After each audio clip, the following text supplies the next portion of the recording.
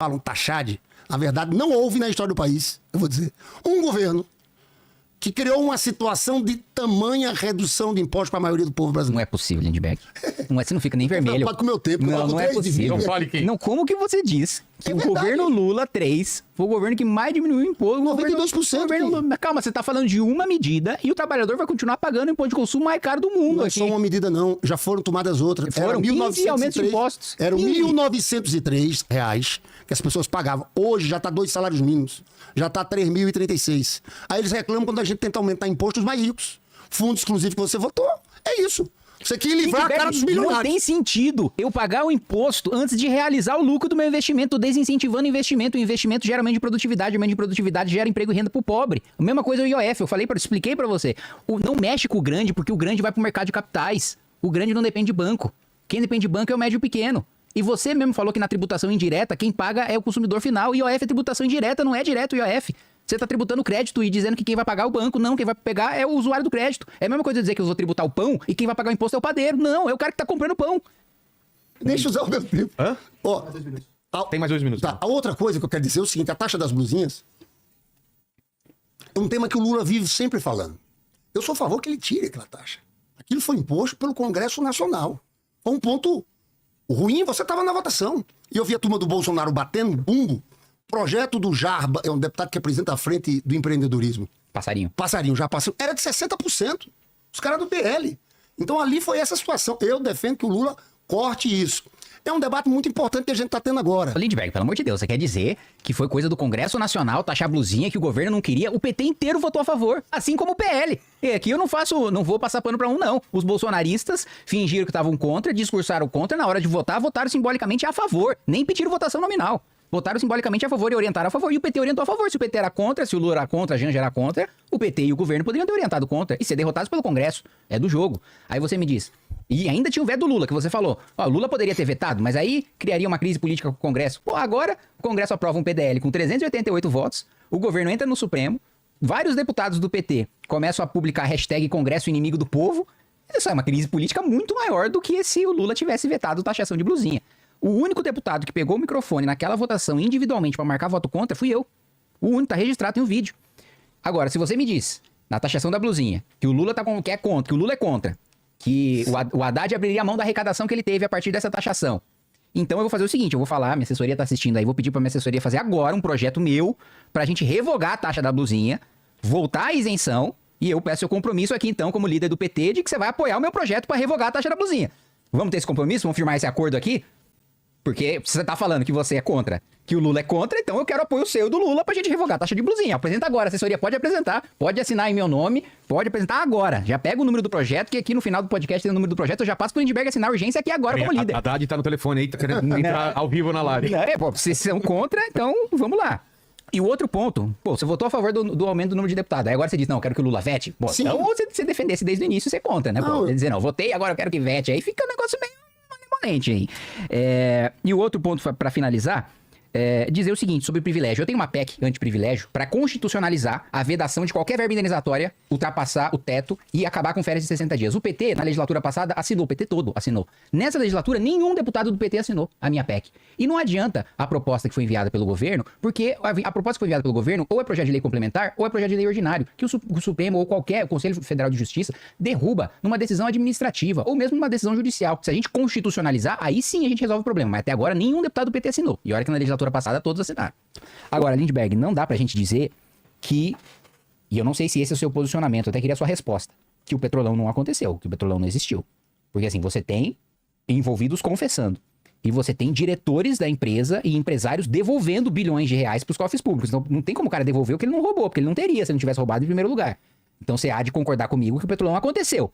Agora, você pode me dizer, não, tal e tal e tal e tal pessoa foi injusto, não tinha nada a ver e foi envolvido sem ter relação. Agora, que não existiu, até o Dirceu deu entrevista pra Globo News no mês passado dizendo, ó, não podemos dizer que porque os processos foram anulados que nunca existiu corrupção.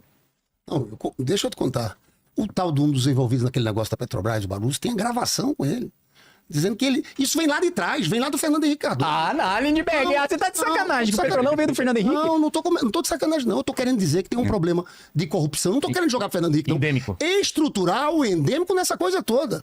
O que foi errado ali foi o jeito como fizeram, como se for... Teve gente de tudo, teve gente do PT, teve gente de outros partidos ali naquele negócio.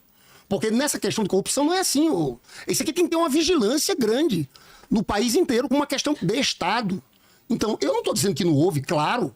O que não foi é como foi utilizado daquela forma, contra um partido, contra o presidente Lula. Você sabe que tem uma coisa que o Lula fez a vida inteira? Você sabia que, antes dele entrar, qual era a média de investigações da Polícia Federal por ano? 8. A Polícia Federal não tinha autonomia. Foi o Lula que mudou isso para 200 e tantos por ano. Ele colocou, ele estruturou tudo. Mesmo agora nesse negócio de INSS, de onde surge tudo? Da CGU é o ministro do Lula, que faz a denúncia à Polícia Federal. Então, esse problema é assim, o que eu acho que, quando eu falei daquele caso, te respeitando e sabendo, porque eu vi um negócio aqui, tô te falando, não é nenhum tipo de coisa, não. É que a gente só tem que saber separar o caso dos casos, entendeu? Porque você já sofreu, o MBL sofreu. Porque tem hora que o MBL é só estilingue. Mudou a posição, tem deputado, tem uma força assim. Agora vai ter um partido. Vai ter partido, sofreram. Eu vi o presidente do MBL, o Renan, aquelas prisões ali de vocês ganharam na justiça. Então a gente tem que ver, é que tem nesse negócio que tem uma responsabilidade sobre isso. Saber separar. Eu não digo que é tudo que é Bolsonaro é assim. Tem gente nesse processo que nós temos que ter instituições que funcionem e que consigam parar. Nesse sentido, quando o tema é esse, não dá para dizer, é o bom e aqui tá todo o problema, como foi uma espécie de demonização que houve no Brasil. E foi assim. Eu vi essa turma do Bolsonaro com um discurso, se aproveitou num clima de antipolítica, num discurso completamente falso. Porque o Bolsonaro vai ser condenado por trama golpista, tá? Mas vai ser condenado também por corrupção. Se a gente tivesse tempo, eu desenvolvia. Então eu só acho que nisso aí a gente tem que evitar alguns maniqueísmos disso aqui e fortalecer as instituições. Mas você admite então que o Petrolão aconteceu e que tinha gente do PT envolvida? Claro que teve escândalo de corrupção na Petrobras ali. Claro que teve gente do PT ali que teve envolvida. E teve gente de vários outros partidos envolvidos. E quando eu falei Fernando Henrique, não foi acusando o Fernando Henrique, não. Que seja dito isso. Não foi acusando o Fernando Henrique. Dizendo que os caras... dizendo que desde a época dele tinha alguma Mas isso é depoimento dos caras todos, entendeu? É uma coisa muito estrutural. Por isso que eu acho que a saída nesse caso aqui tem que ser uma saída institucional. Fortalecer as instâncias. Fortalecer a Polícia Federal. Porque isso ameaça, inclusive, a democracia, né? Claro! É a desmoralização da democracia, da política. Aí você vem aventuras autoritárias por aí que surgem a partir disso. Só não acho que a gente pode dizer que o enfrentamento, porque como muitas vezes acho que o discurso petista faz parecer, que o enfrentamento à corrupção faz surgir aventuras autoritárias. Ou outro discurso. Isso não. Isso, eu tô dizendo que faz parecer, que às vezes o discurso petista faz parecer que o enfrentamento à corrupção faz trazer aventuras autoritárias, né? Acho que há um justo... Ou que gera uma crise porque no Brasil. Porque, vamos lá, continuo sendo um militante político. E militante político pela minha convicção e ainda com a minha crença de que a classe política merece o descrédito que tem. É a minha avaliação. E não só de uma ideologia. Eu acho que não é à toa que as pessoas, quando pensam no político, pensam num vagabundo, pensam num picareta. Porque esses são grandes exemplos que nós vimos na política nacional. Né? Não só Petrolão, Mensalão, mas também, já que o Lindbergh, né, gosta de falar do Bolsonaro aqui, ele acha que tá com o Bolsonaro na frente dele aqui. De orçamento secreto também. No caso do orçamento secreto do Bolsonaro, fui para plenário e denunciei, inclusive, um trabalho fenomenal do jornalista Breno Pires, e tinha cidade lá do Maranhão, de deputado da base do Bolsonaro, que declarava que tinha tirado 32 dentes da boca de cada habitante para justificar o recebimento em repasse de orçamento secreto na saúde. Então não é à toa que... Porque eu vejo uma coisa é você ser autoritário. Outra coisa é você dizer que a população não pode se indignar e não pode achar que de fato a política brasileira está uma esculhambação, porque tem escândalo atrás de escândalo, roubalheira atrás de roubalheira, sequestro de orçamento, patrimonialismo, que eu concordo plenamente com o Lindbergh nesse sentido, de que a política brasileira existem os donos do poder, né? Tanto o nosso próprio regimento interno da Câmara, Lindbergh, dá prioridade da escolha de gabinete para filho de deputado, como se mandato fosse uma coisa a ser passada hereditariamente, como se fosse uma coisa que eu herdasse do meu pai. Meu pai foi deputado, ele foi lá, me ungiu, eu ganhei também, ficou com o gabinete dele, como se fosse herança, como se fosse se aquele gabinete, aquele pedaço da Câmara fosse propriedade privada dele. Então, a população tem razão quando tem essa visão da classe política brasileira, porque de fato é vergonhoso. Um exemplo que eu dou, e que eu dei recentemente, foi do ministro da Agricultura do Japão. Você soube o que aconteceu com ele? Não. Ele deu uma entrevista, foi perguntado pra ele sobre o preço, a inflação do arroz, que é o principal alimento no Japão, né? E ele falou o seguinte: olha, eu não sei sobre o preço do arroz, porque sempre que eu vou pra minha base eleitoral, meus eleitores me dão arroz de presente. Então eu tenho arroz pra dar e vender, tenho arroz de sobra. Isso repercutiu tão mal na sociedade japonesa que o ministro da Agricultura veio em rede nacional pedir desculpa e dizer que renunciava ao cargo porque a sua postura tinha sido incompatível com a postura de ministro de Estado.